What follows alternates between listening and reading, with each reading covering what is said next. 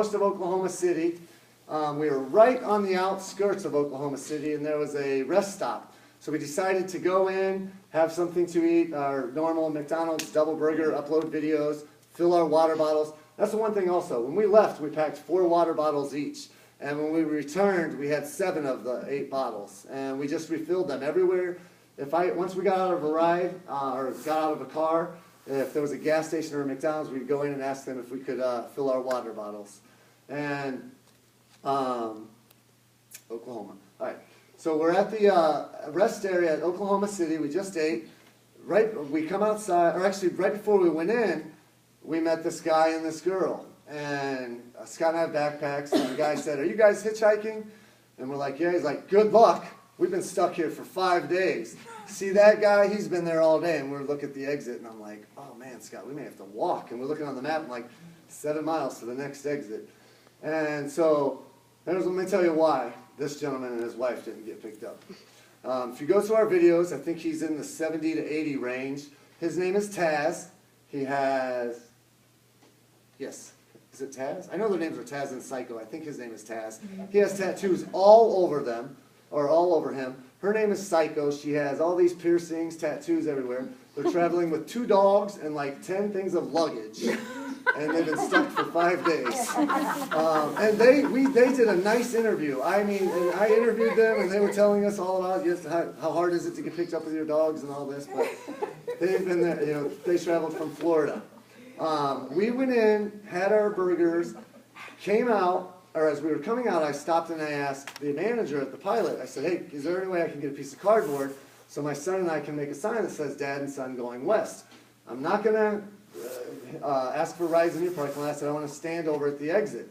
And this lady was really mean, and she was like, "No, just get out of here, you know." And I'm like, "All right." Well, as we were going out, Scott held the door for this lady who had a walker, and she was holding it, and she asked us, she's like, "What are you doing?" And we told her, and she said, "Hop in," right in front of Taz and Psycho, who just looked at us. And I was like, all right. And her name was Mo. She was coming from Kalamazoo from a dog show. Do you remember her dog's name?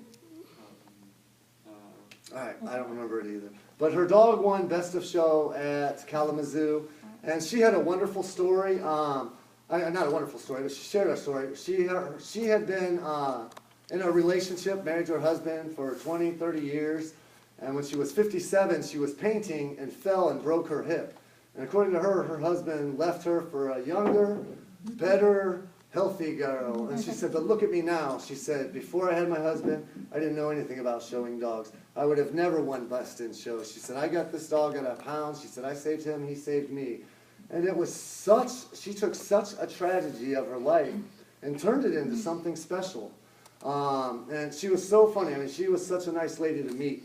But she took us to Texas, I believe, Elgin, Texas, or somewhere in Texas. And from Texas, he and I walked. We saw a train track, old bridge, and we knew that was one of the things on our bucket list, to get a picture of an old wooden bridge, railroad bridge. So he and I walked a little ways, got a couple pictures, made some videos, and then went and started hitchhiking. We were looking at the sign, and it was 103 degrees. And we're on Old Route 66. I think we're about 100 miles, no, not quite 100 miles, probably about 70 miles from Sayre, Texas. And we got picked up by this gentleman, very nice Hispanic gentleman. Hardly spoke English, but was excited about what we did, to give us a good interview on the YouTube.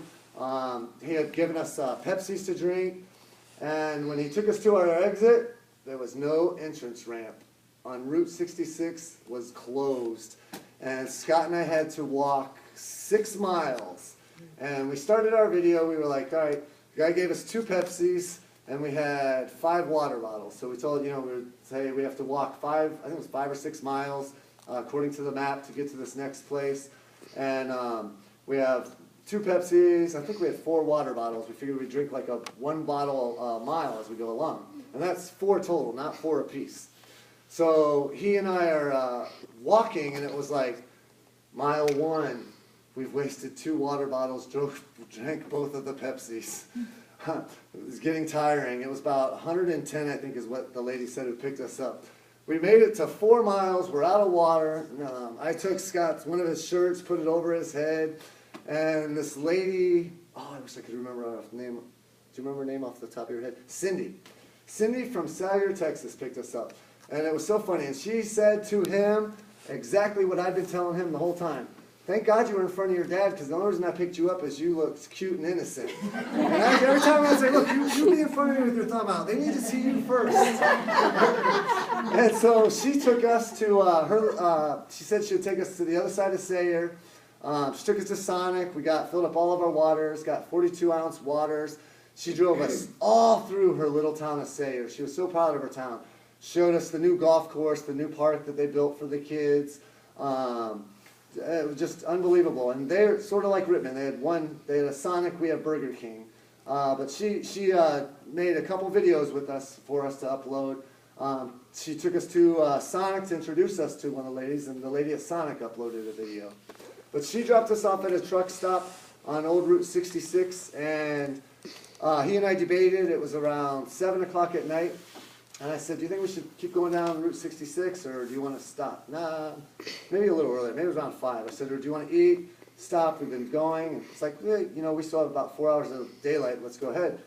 So this is where we used to play this game about prejudging and trying to judge cars. And I can remember this one right here really totally surprised me. We'd see 3 cars coming along, and I would say, okay, the first one is a Ford Taurus. The next one is a pickup truck, and the next one is a tow truck towing something. I'm like, Scott, which one's going to get us? I said, it's got to be the Taurus. I said, truck. I said, they're not going to put us in the back. There's no way the tow truck's picking us up. Taurus goes by, the truck goes by, tow truck stops. Where are you boys going? And this gentleman, Connor, picked us up. And this is where I say that people of Shamrock, Texas are the most politest.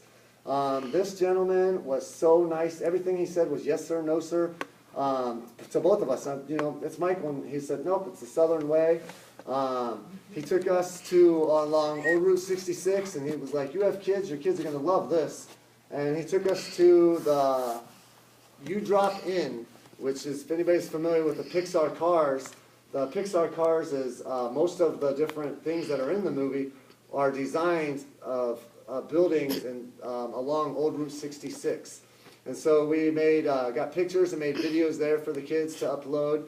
And he took us, and that was in Shamrock, Texas. Shamrock, Texas is where people started throwing money at this kid. We got to Shamrock, Texas about between 7 and 9-ish. I remember it was still daylight. And he and I were staying there, and we had a sign, Dad and Son going west.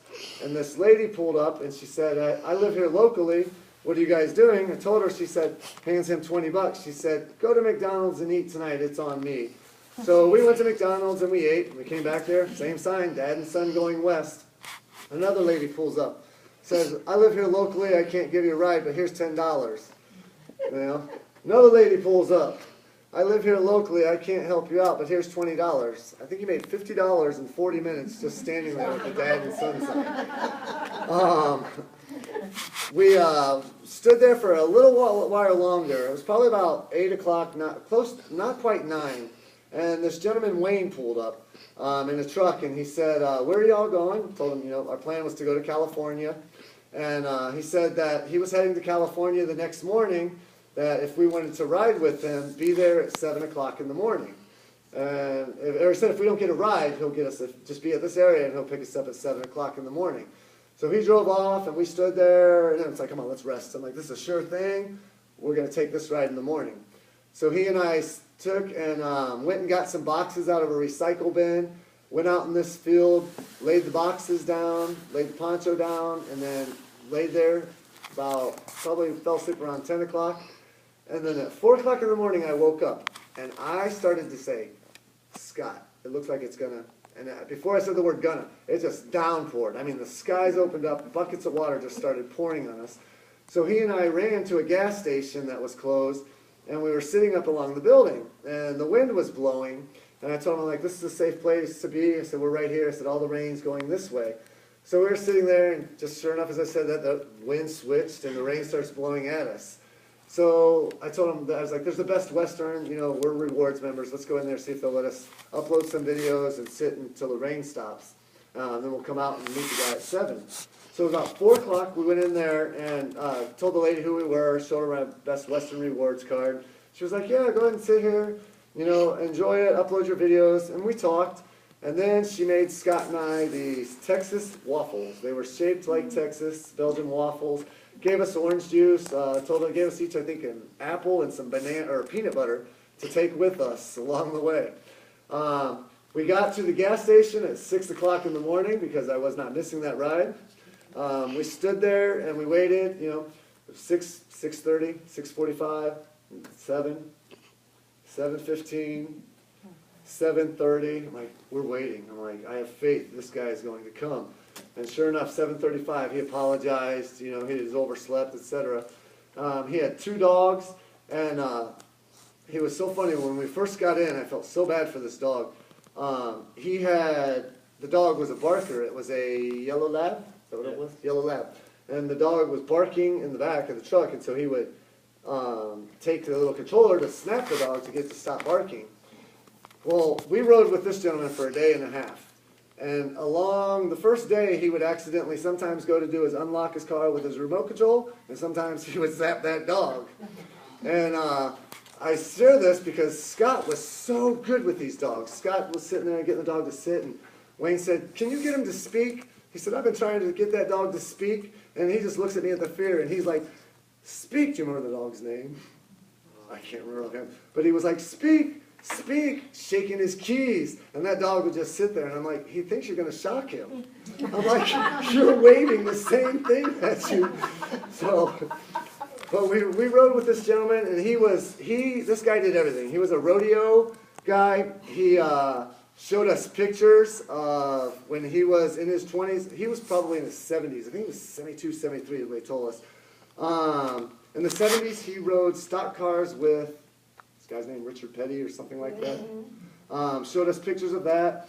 He had worked with SWAT in San Francisco, and since he retired in the 50s, he was he was a rodeo, owned ranches, and he did rodeos. And along Route 66, he would take us to places, and we would stop at a farm, and he would ask them, do you have any wild hogs that you know need taken care of and stuff? And he would hunted wild hogs, and he was just an interesting a gentleman. I will say this, it was the ride that I almost wanted to abandon. He had a nervous twitch. My kids love SpongeBob, and there's this one episode of this SpongeBob where he goes to this little city and it's like, so Wayne would talk and he would do this nonstop. Scott was asleep in the back. I'm talking to Wayne who's doing this, and I have Wayne's little dog who's chewing on his butt for 3 hours. I told him, you're staying awake, and you're helping me talk, and you're taking the dog. I can't. It was so funny. That was like the first 3 hours. I am not kidding you. I tried to make videos with this guy, and I would try not to laugh. He would be talking, and he would do that. And it was this little nervous twitch. I mean, we talked about it, and I joked with them. I told him, I was like, my kids would think you do the voice for SpongeBob, but it was just his thing.